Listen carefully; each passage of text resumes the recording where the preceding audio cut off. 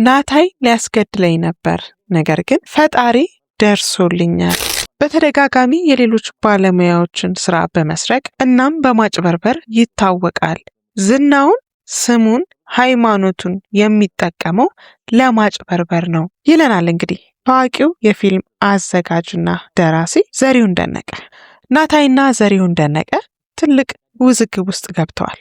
የዚህ ውዝግብ ዋነኛ ምክንያት ደግሞ የጥቁር አደይ የተሰኘው ፊልም ነው። ዘሪሁን ደነቀ እንግዲህ ደራሲ፣ ዳይሬክተር፣ ፕሮዳክሽን ማናጀር እንዲሁም ደግሞ ካሜራማንና ኤዲተር ነው። ከዛ ባለፈ ደግሞ ሁላችንም ወደን በጉጉት እየጠበቅን ባየነው እረኛዬ ተከታታይ የቴሌቪዥን ድራማ ላይ ኮንቲኒቲ በመሆንም ተሳትፏል።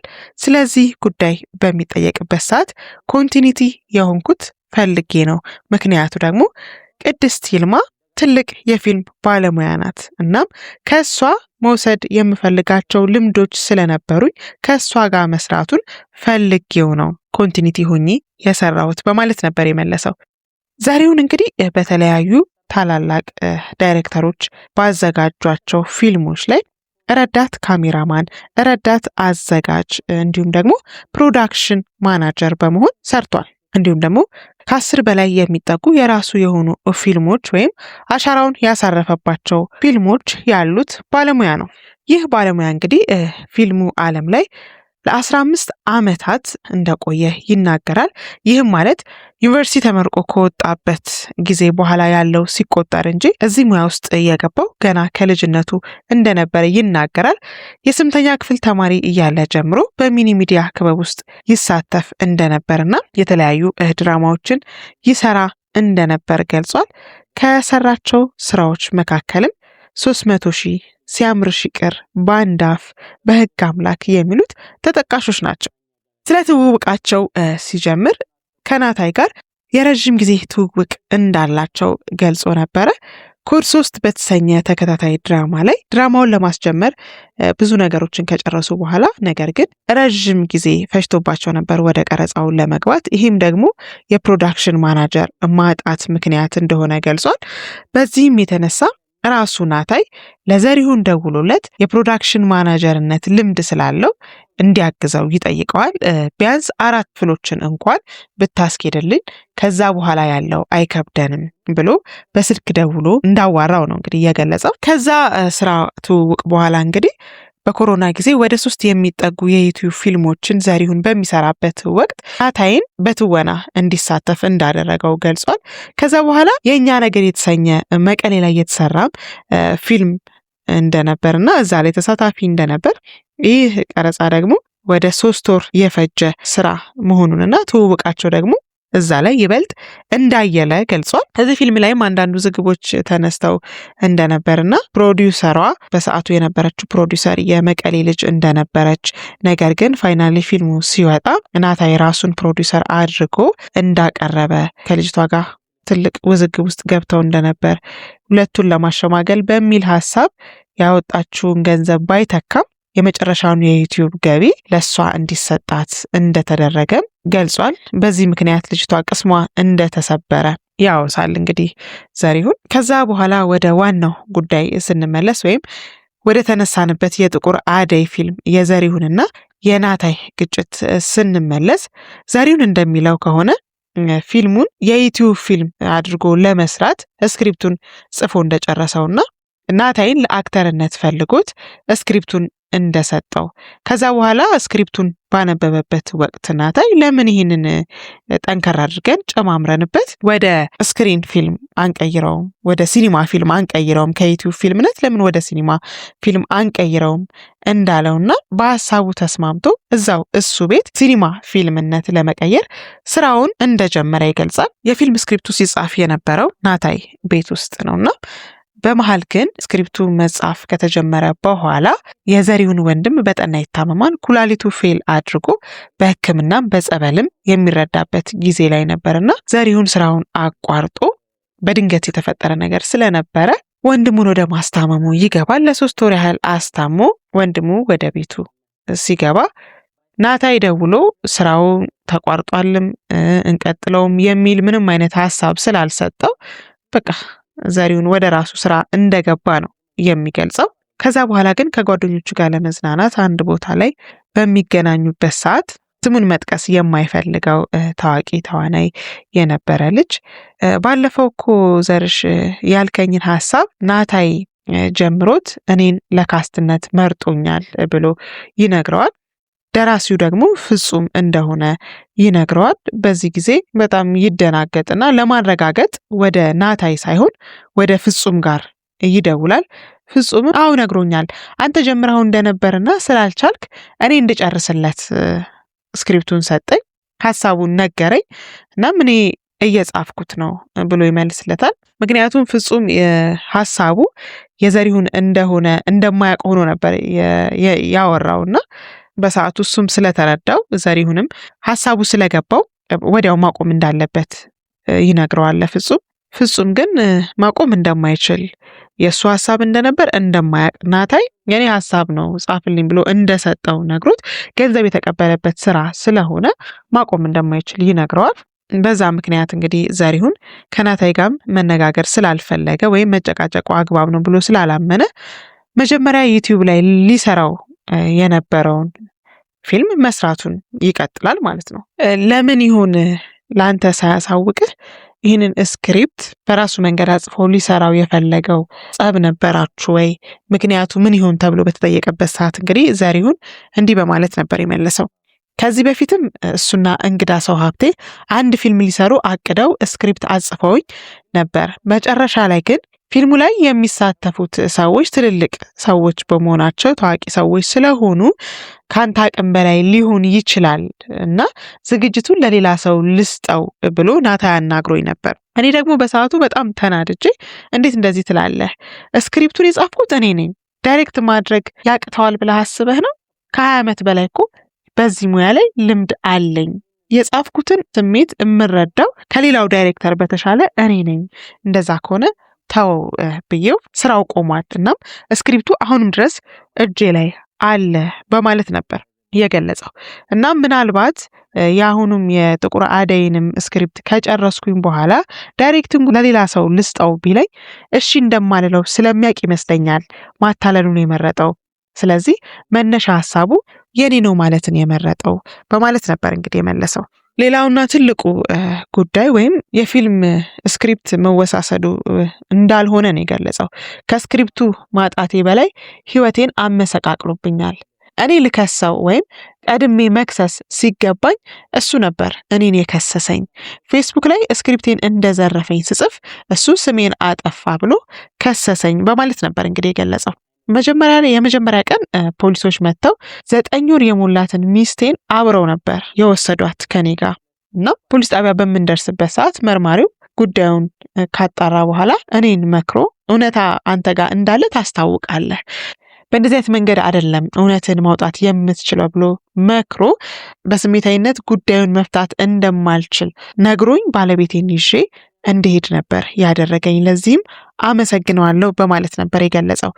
ምክንያቱም በሰዓቱ ትንሽ ግልፍተኛ ሆኜ ስጮህ ነበር፣ ስናገር ነበረ፣ ስሳደብ ነበር እና በዛ መንገድ እውነትን ማውጣት እንደማልችል አሳውቆ ነበር ወደ ቤት የሸኘኝና በሰዓቱ የነበረውን መርማሪ ፖሊስ ላመሰግነው እወዳለሁ በማለት ነበር የገለጸው። ሌላው ደግሞ ፕሮዲውሰር ተብላ የተቀመጠችው ሚስቱ ስለ ፊልምም ሆነ ስለ ፊልሙ አጀማመር የምታውቀው አንድም ነገር አልነበረም። ምክንያቱም እኔ ስክሪፕቱን መጻፍ በጀመርኩበት ሰዓት እየጻፍኩ ባለሁበት ሰዓት ፕሮዲውሰሩ የነበረው መሳፍንት እንደነበር አውቃለሁ። ስክሪፕቱን እሱ ቤት ሆኜ ስጽፍ የነበረው መሳፍንት እንጂ እሷ አልነበረችም።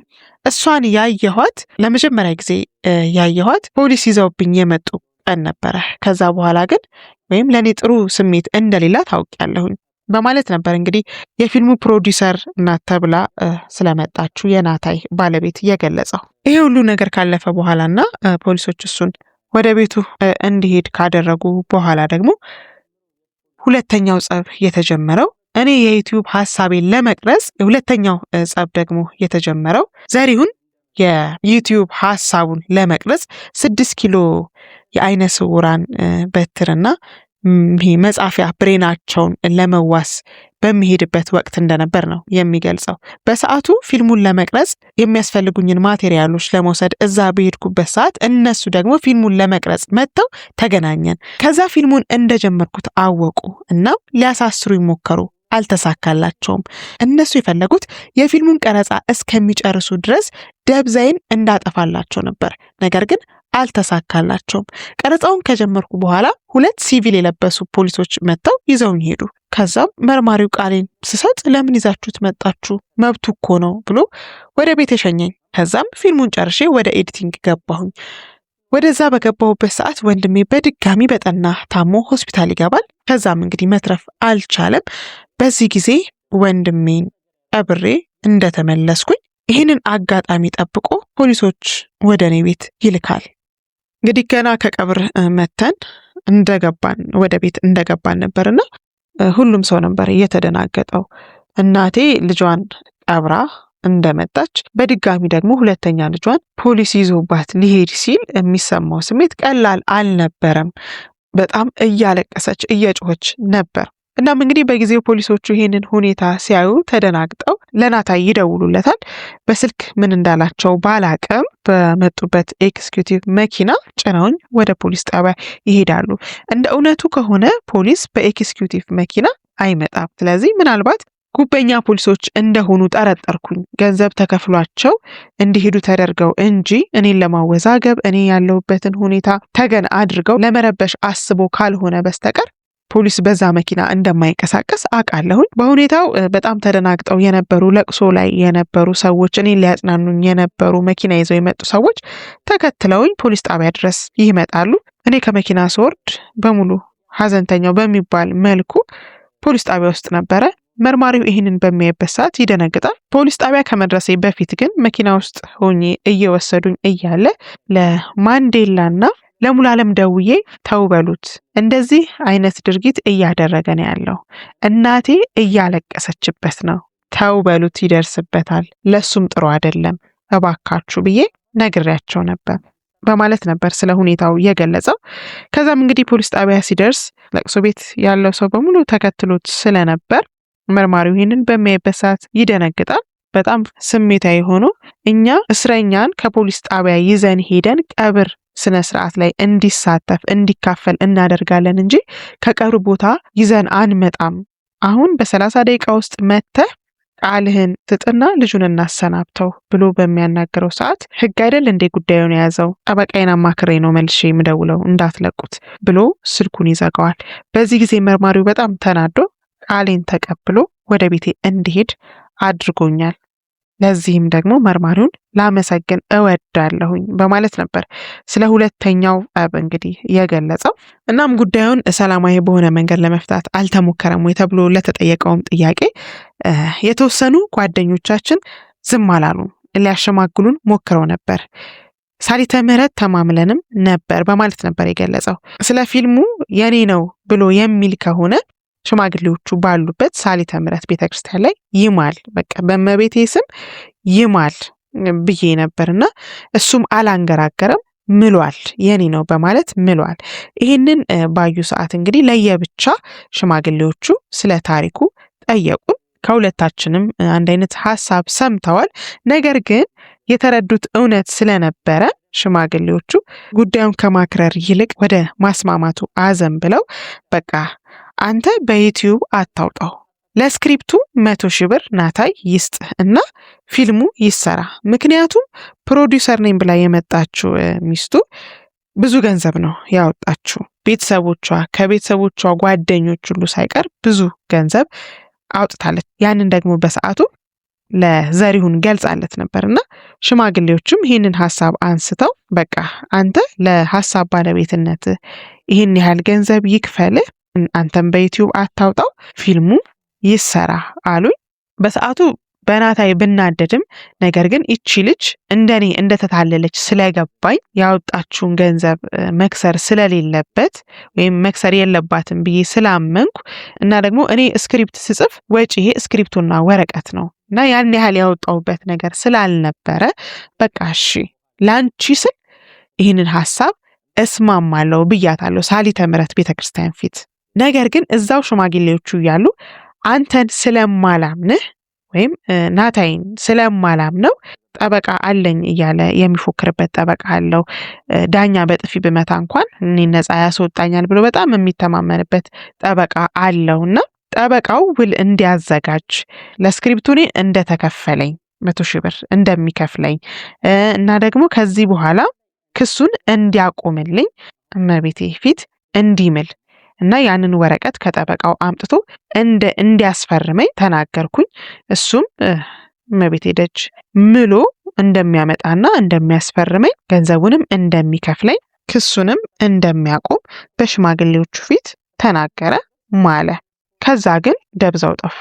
ብሩንም አልከፈለኝም፣ እኔንም ሊያገኝን አልፈለገም ነበር በማለት ነው እንግዲህ ስለ ሽምግልና ሁኔታው የገለጸው።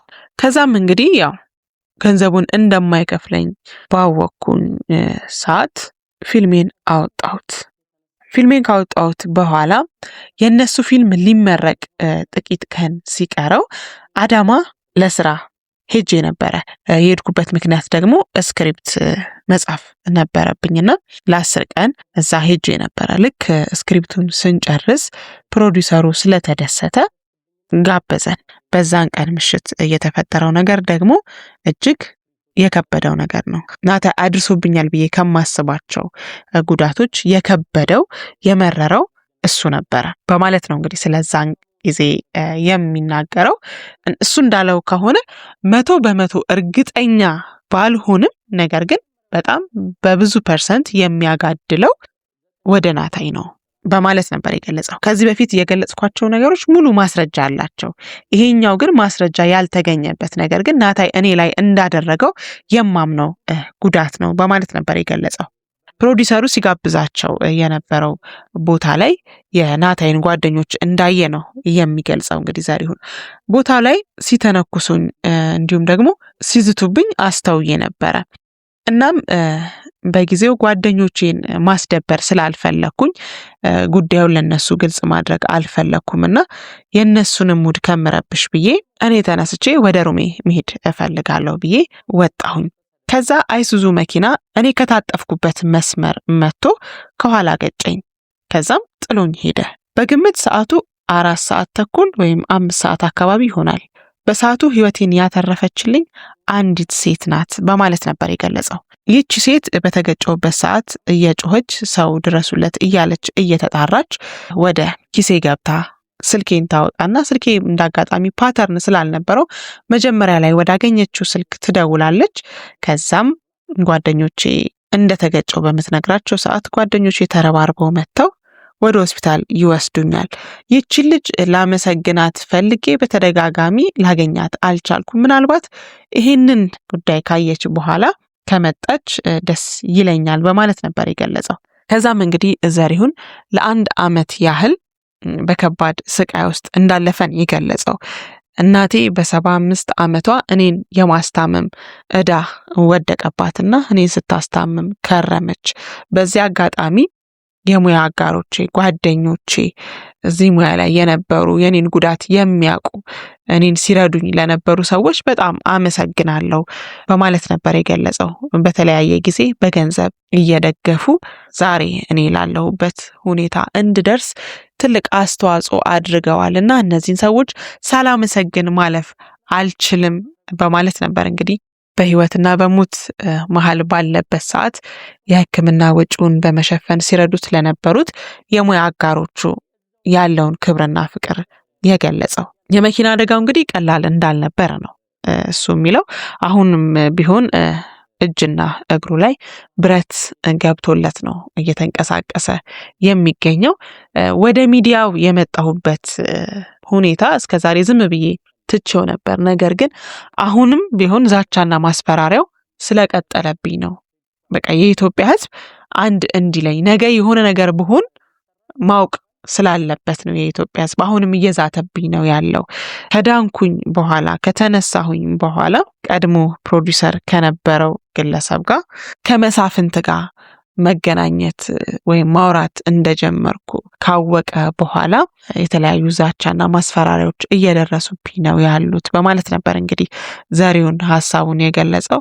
እኔና መኳንንት እኩል ቦታ ነው የቆሰል ነው፣ እኩል ቦታ ነው የተወጋ ነው፣ እኩል ቦታ ነው የደማ ነው። ነገር ግን መልእክት ላከልኝ። እኔ መኳንንትን እንደምንም ብዬ እታረቀዋለሁ። ያንን ግን በቃ የመጨረሻ ነው፣ ከዚህ በኋላ ከሱ ጋር ያለኝ ነገር ማደርገውን እኔ ያውቃለሁ እያለ እየዛተብኝ ነው። እኔ በዚህ ሰዓት እንዲተወኝ ነው የምፈልገው። በቃ ትቼዋለሁ። እኔ ለእግዚአብሔር ሰጥቼ ትቼዋለሁ። በህይወት ከመፈተን በላይ ምንም ፈተና የለም። በህይወቴ መጥቶብኛል። ሊገድለኝ ሞክሯል። ግን እግዚአብሔር እንደ ሰው ስላልሆነ ተርፌያለሁ። ዛሬን ቆሜያለሁ። እኔ ብዙ ነገር መስራት የምችል ሰው ነኝ። አቅም ያለኝ ሰው ነኝ። እግዚአብሔር ጥበብ የሰጠኝ ሰው ነኝ። ቤተሰብ አለኝ። ደካማ እናቴን መርዳት፣ ልጆቼን፣ ባለቤቴን የማስተዳድር ሰው ነኝ እና ልጆቼም ከዚህ በኋላ እንዲሳቀቁ አልፈልግም ፖሊስ በመጣ ቁጥር። እናም ደግሞ ልጆቼን በህይወት ኖሬ ማስተዳደር ማሳደግ እፈልጋለሁኝ። የኢትዮጵያ ሕዝብ ይስማኝ። ከዚህ በኋላ ዛቻና ማስፈራሪያውን ያቁምልኝ። በህይወቴ ነው እየመጣብኝ ያለው። እባካችሁ መላ በሉኝ በማለት ነው እንግዲህ ዘሪሁን ወደ ሚዲያው መጥቶ እየተናገረው። ስለ ናታይ ባለቤትን በሚናገርበት ሰዓት እሱ ከ10 ዓመት በላይ የሚያቀኝ አብሮኝ የበላ አብሮኝ የጠጣ ሰው ሊያስገድለኝ ከሞከረ ሊዘርፈኝ ከሞከረ እሷ ማታቀኝ ግለሰብ ምንም ብታደርገኝ ምንም አይመስለኝም። ምንም ልታደርግ ትችላለች፣ አታቀኝም። ነገር ግን እኔ የሚሰማኝ እሷንም እያታለላት እንደሆነ ነው። እኛን የገረፈን ዱላ እሷም ላይ ወደፊት ማረፉ እንደማይቀር ነው የሚሰማኝ እና ፈጣሪ እንዲረዳት ነው ምጸልዮ በማለት ነው እንግዲህ ለሷ ያለውንም አመለካከት በዚሁ አጋጣሚ የገለጸው። እንግዲህ በዚህኛው ፊልም ብቻ ሳይሆን በሌሎች ፊልሞች ላይም ይሄንን ነገር ይሄ ስም የመውሰድ ጉዳይ ላይ ብዙ ተሳትፎ እንዳለው ነው ናታይ እየተገለጸ ያለው። ይህንን ጉዳይ ተመልክቶ እንግዲህ ከናታይ ወይም ደግሞ ከባለቤቱ የምናገኘው መረጃ ካለ ወደ እናንተ እንደምናደርስላችሁ ቃል እየገባን ለዛሬ የያዝነውን መረጃ ከወዲሁ አገባደድን። መልካም ጊዜ፣ ቸር ያሰማን።